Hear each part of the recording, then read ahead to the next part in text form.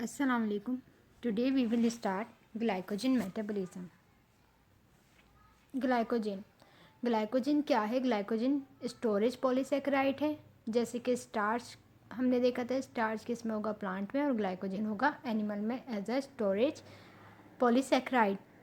Animals में होता है और इसमें कौन सी लिंकेज होती है? α14 एंड α16। α14 होगी स्ट्रेट चेन में एंड α16 कहाँ होगी? ब्रांच में।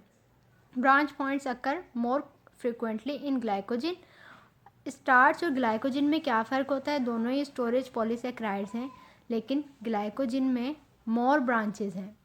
ब्रांचेज ग्लाइकोजन में ज़्यादा होती हैं, यानी हर 8 से 12 रेसिड्यूज़ के बाद एक ब्रांच अकर हो रही होती है। और जबकि स्टार्च में क्या होता है? उसमें 20 से 30 रेसिड्यू के बाद एक चेन आती है। तो ये और ज़्यादा कॉम्प्लेक्स स्ट्रक्चर हो गया। Now, glycogen is principally stored in the cytosol granules of liver and muscle. Glycogen in the form of granules store होता है mainly कहाँ? लिवर में और मसल्स में। लिवर में the synthesis and breakdown of glycogen is regulated to maintain blood glucose level. Liver में ये सारा काम किस लिए हो रहा है? ग्लाइकोजन की स्टोरेज का या इसके ब्रेकडाउन का, क्योंकि ब्लड के अंदर ग्लूकोज का लेवल मेंटेन करना है। और मसल्स के अंदर the synthesis and breakdown of glycogen is regulated to meet the energy requirement of the muscle cell. और मसल्स में कब होगी ये ग्लाइकोजन की ब्रेकडाउन या सिंथेसिस? जब हमें मसल को एनर्जी प्रोवाइड करनी है। So this is the structure of liver cells. और यहाँ पे जो ये माइन्यूट सेल्स ग्रेन्यूल्स दिखाए गए हैं, ये सब क्या हैं? ये सब स्टोर्ड ग्लाइकोजन है। And this is a complex structure of glycogen. ये ग्लाइकोजन है, ये पूरा स्ट्रक्चर ग्लाइकोजन का स्ट्रक्चर है। और यहाँ पे ब्रांच एवरी 8 to 12 रेसिड्यू के बाद एक ब्रांच अकर हो रही है। इसी वजह से ये स्टार्च से ज़्यादा कॉम्प्लेक्स है। This is the structure of glycogen. This is amylose chain and ये ब्रांच यहाँ से अकर हुई, ब्रांच आ गई, तो ये वो नीचे वाली चेन क्या कहलाएगी? अमाइलोपेक्टिन। Amylopectin chain. ग्लाइकोजन का स्ट्रक्चर अमाइलोज और अमाइलोपेक्टिन पे कंसिस्ट होता है। और इसके अलावा यहाँ पे ये सारे क्या हैं? ये सारे जो बीच में हैं, ये सब नॉन रिड्यूसिंग एंड्स हैं। ये भी नॉन रिड्यूसिंग एंड से, यानी यहाँ से साइकिल कंटिन्यू है, दूसरे कंपाउंड यहाँ पे अटैच हुए हैं। और इसमें सिर्फ एक रिड्यूसिंग एंड होगी, यहाँ वाली, जहाँ पे कोई आगे से साइकिल कोई भी चेन आगे से कंटिन्यू नहीं है। Free carbonyl groups are reducing. तो ये वाला जो एंड है, यहाँ पे कार्बोनाइल ग्रुप इसका फ्री है। यहाँ पे कोई दूसरा OH ग्रुप अटैच नहीं है या दूसरा कोई ग्रुप अटैच नहीं है, तो इसीलिए ये रिड्यूसिंग एंड है। और ये जो बाकी दूसरे एंड्स हैं, ये ड्यूरिंग द स्ट्रेट चेन ये जो लिंकेजेस हैं, और ये जो एंड में ये कार्बन है, ये फ्री नहीं है, ये कार्बोनाइल ग्रुप्स फ्री नहीं है। So these are non reducing ends. यहाँ से रिडक्शन या ऑक्सीडेशन नहीं हो सकती। इसके अलावा जो इनके दरमियान लिंकेजेस है, स्ट्रेट चेन में हमारे पास α14 लिंकेज है, यानी एक ग्लूकोज यूनिट का कार्बन नंबर 1 बॉन्डिंग किया हुआ है दूसरे ग्लूकोज यूनिट के कार्बन नंबर 4 से। और α16 लिंकेज का क्या मतलब है? कार्बन नंबर 1 लिंकेज बनाया हुआ है कार्बन नंबर 6 के साथ। तो ब्रांच में α16 लिंकेज है और स्ट्रेट चेन में α14 लिंकेज है। और ये सारे जो मॉलिक्यूल्स यहाँ पे प्रेजेंट हैं, ये सब ग्लूकोज के मॉलिक्यूल्स प्रेजेंट हैं। ग्लाइकोजन में सिर्फ ग्लूकोज यूनिट्स होते हैं और वो ही आपस में बॉन्डिंग किए हुए होते हैं via glycosidic bond. Now come towards glycogenolysis, यानी ब्रेकडाउन ऑफ ग्लाइकोजन। ग्लाइकोजन की ब्रेकडाउन एक कैटाबॉलिक प्रोसेस है, क्योंकि इसमें ब्रेकडाउन हो रही है। और ब्रेकडाउन के नतीजे में क्या मिलेंगे? ग्लूकोज के यूनिट्स। क्योंकि ग्लूकोज से ही पूरा स्ट्रक्चर बना है, तो जब ग्लाइकोजन की ब्रेकडाउन होगी तो हमें ग्लूकोज यूनिट्स मिलेंगे।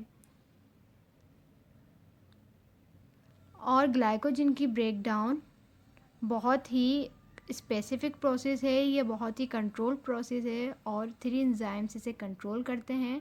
Number 1 is glycogen phosphorylase which cleaves glucose from the non-reducing ends of glycogen molecules। तो इसमें क्या होगा, ये जो नॉन रिड्यूसिंग एंड्स हैं यहाँ से break down glycogen phosphorylase enzyme के थ्रू स्टार्ट होगी, यानी ये इस बॉन्ड को ब्रेक करवाएगा, नॉन रिड्यूसिंग बॉन्ड्स को यहाँ से ये ब्रेक करवाएगा और यहाँ पे ब्रेक करवाने के बाद फॉस्फोराइलेशन करवा देगा। जब यहाँ से एक बॉन्ड टूटेगा तो यहाँ जो बीच में कार्बन है उसके पास एक वैलेंसी बच जाएगी, तो वहाँ पे आके एक फॉस्फेट ग्रुप अटैच हो जाएंगे। तो क्या कर रहा है ये मॉलिक्यूल, ये एंजाइम ग्लाइकोजन फॉस्फोराइलेज क्लेवेज करवा रहा है ग्लूकोज यूनिट्स की एंड देन इसकी फॉस्फोराइलेशन भी करवाएगा। दूसरा एंजाइम है glycogen debranching enzyme. Debranching as the name indicate, ये ब्रांच को तोड़ेगा, ब्रांच के ब्रेक डाउन करवाएगा। एंड देन सबसे लास्ट फॉस्फोग्लूकोम्यूटेज। म्यूटेज में क्या होगा, म्यूटेज में ट्रांसफर ऑफ फॉस्फेट ग्रुप होगा यहाँ पे ग्लूकोज के स्ट्रक्चर में। So glycogen phosphorylase catalyse the break down of glycogen. It is a reversible process. और अगर हमारे पास फॉस्फेट का रेशो ज़्यादा है और ग्लूकोज 1 फॉस्फेट का रेशो कम है तो क्या होगा, ये रिएक्शन किस तरफ प्रोसीड करेगा, ग्लाइकोजन से ग्लूकोज 1,6 फॉस्फेट यानी ब्रेक डाउन की तरफ, इसकी ब्रेक डाउन की तरफ प्रोसीड करेगा और प्रोडक्ट में हमें क्या मिलेगा, glucose 1 phosphate and then remaining chain of glycogen. ये एन रेसिड्यू है अगर हम सपोज करते हैं, तो इसके बाद इसमें से अगर एक ग्लूकोज मॉलिक्यूल निकल जाएगा तो ये किस में कन्वर्ट हो जाएगा, N-1 रेसिड्यू में। और एक जो ग्लूकोज निकला उसके साथ फॉस्फोराइलेशन का प्रोसेस लाजमी होगा in the form of phosphorylated glucose, ये चैन से रिलीज होगा which is glucose 1 phosphate. So it is a phosphorolysis not a hydrolysis. Hydrolysis में भी क्या होता है कि मॉलिक्यूल की ब्रेकडाउन होती है लेकिन in the presence of water molecule. यहाँ पे ऐसा कुछ भी नहीं है, वाटर मॉलिक्यूल ऐड नहीं किया जा रहा है, एक फॉस्फेट ग्रुप आके अटैच हो रहा है, ऐड हो रहा है। So it is phosphorolysis and release sugar is already phosphorylated. और शुगर किस फॉर्म में आई, फॉस्फोराइलेटेड फॉर्म में। यहाँ पे ATP मॉलिक्यूल की कोई कंजम्पशन नहीं हुई।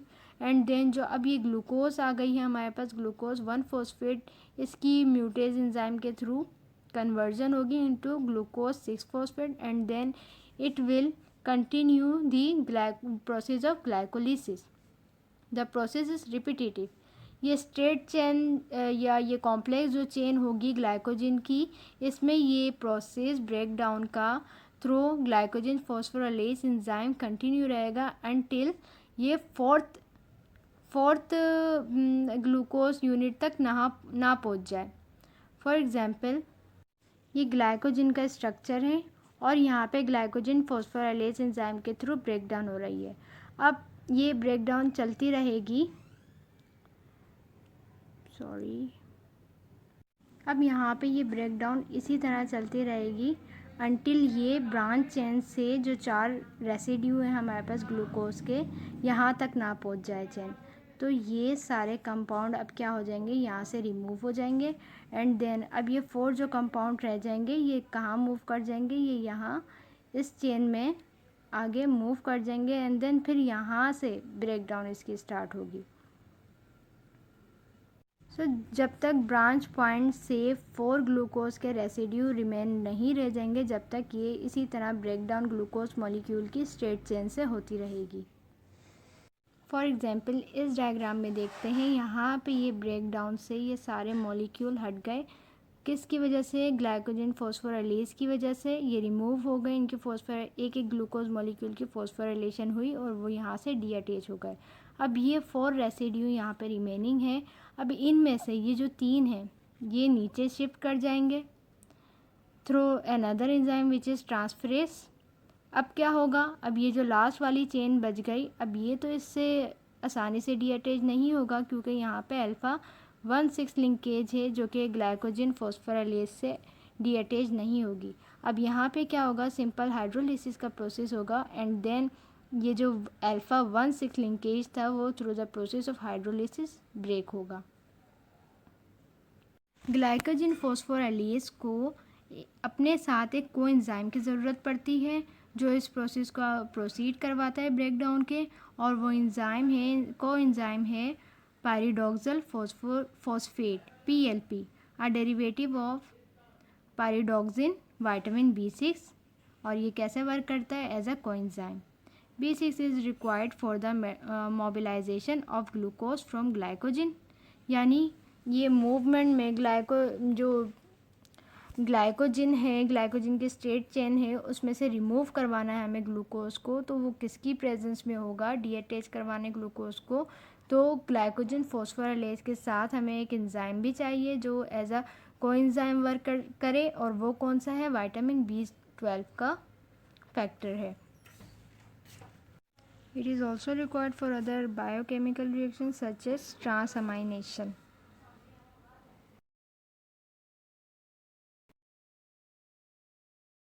ग्लूकोज 1,6 जो फॉर्म हुआ है ग्लाइकोजन की चेन से, अब उसकी कन्वर्जन कौन करवाएगा इनटू ग्लूकोज 6 फॉस्फेट, वो एंजाइम है फॉस्फोग्लूकोम्यूटेज। तो फॉस्फोग्लूकोम्यूटेज क्या करेगा, ये 1 पे तो फॉस्फेट ग्रुप था, यहाँ पे एक फॉस्फेट ग्रुप और इसके साथ अटैच करवाएगा 8 कार्बन नंबर 6, एंड देन फिर दोबारा डी अटैचमेंट करवा के इसको कन्वर्ट कर देगा इनटू ग्लूकोज 6 फॉस्फेट में। अब ग्लूकोज किस में कन्वर्ट हुआ है, ग्लूकोज 6 फॉस्फेट में। लीवर के पास एक एंजाइम होता है ग्लूकोज 6 फॉस्फेटेज एंजाइम।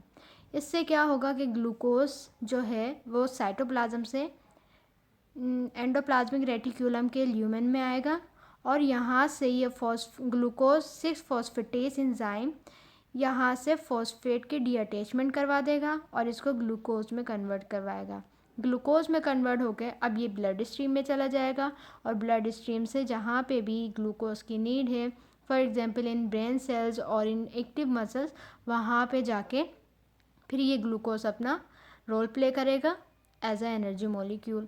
और मसल्स में ये एंजाइम नहीं होता ग्लूकोज 6 फॉस्फेटेज, तो ग्लूकोज और फिर हम मसल से ग्लूकोज को रिलीज़ आउट भी नहीं कर सकते।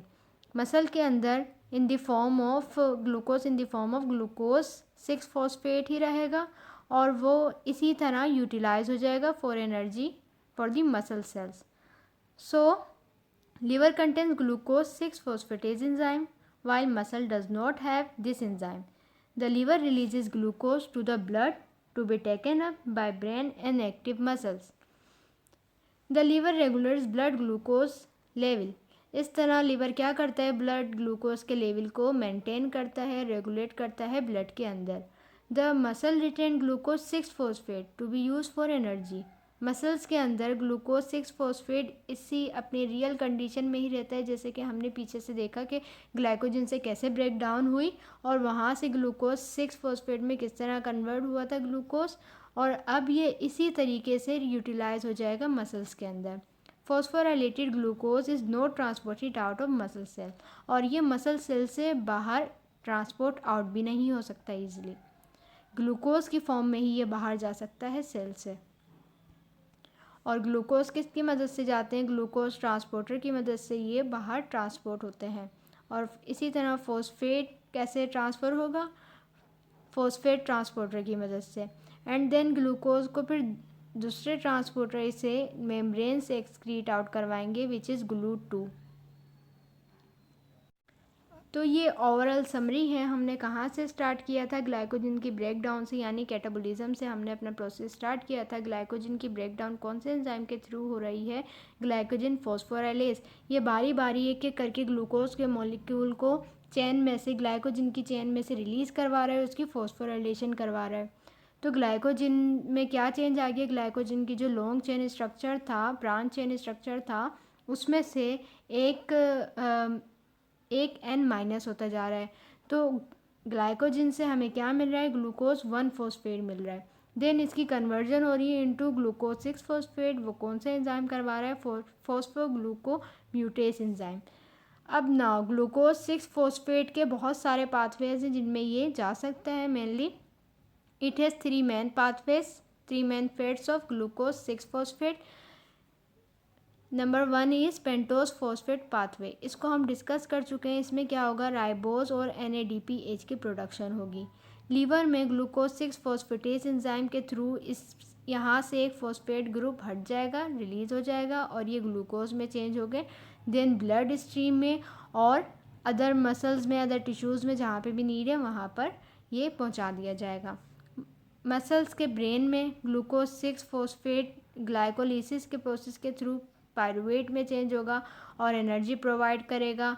लेक्टेट, अगर एनारोबिक कंडीशन है तो लेक्टेट की फॉर्मेशन भी हो सकती है और एरोबिक कंडीशन में carbon dioxide and water molecule release होंगे।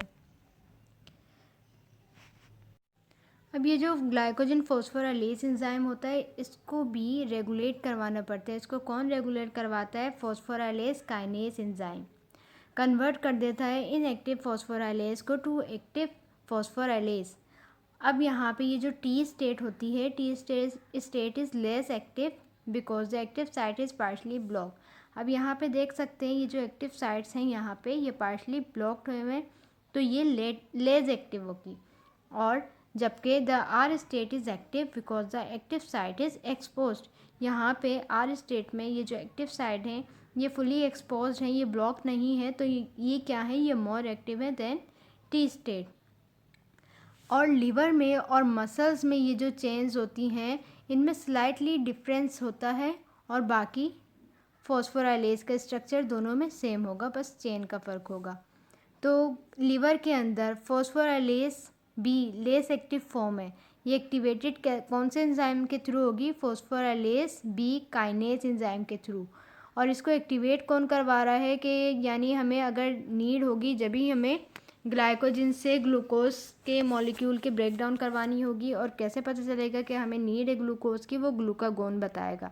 ग्लूकागोन आएगा यहाँ पे, तो increase amount of glucagon will activate the phosphorylase kinase enzyme and then phosphorylase kinase enzyme phosphorylase B chain को, लेस एक्टिव चेन को कन्वर्ट करवा देगा फॉस्फोराइलेज एक्टिव चेन में, ए एक्टिव चेन में। और मसल्स के अंदर एपिनेफ्रीन ये रोल प्ले करता है। जितने ज़्यादा एपिनेफ्रीन होंगे देन उतनी ज़्यादा एक्टिव प्रोडक्शन भी ज़्यादा होगी फॉस्फोराइलेज की। Epinephrine and glucagon stimulate glycogen breakdown. Epinephrine in muscles and glucagon in liver. लेकिन लीवर में ग्लूकागोन के साथ साथ कुछ एक्टिविटी एपिनेफ्रीन की भी होती है जो स्टिमुलेट करवाती है ग्लाइकोजन की ब्रेकडाउन को। Both signal a cascade of molecular events leading to glycogen breakdown. इसके रिस्पॉन्स में एक कैस्केड स्टार्ट हो जाता है इवेंट्स का और फिर देन ब्रेकडाउन स्टार्ट होती है ग्लाइकोजन की into glucose molecule. Both utilise a G protein dependent signal transduction pathway. अब सिग्नल आएगा, सिग्नल के थ्रू अब जो रिसेप्टर है वो कौन सा रिसेप्टर होगा? G protein dependent receptor.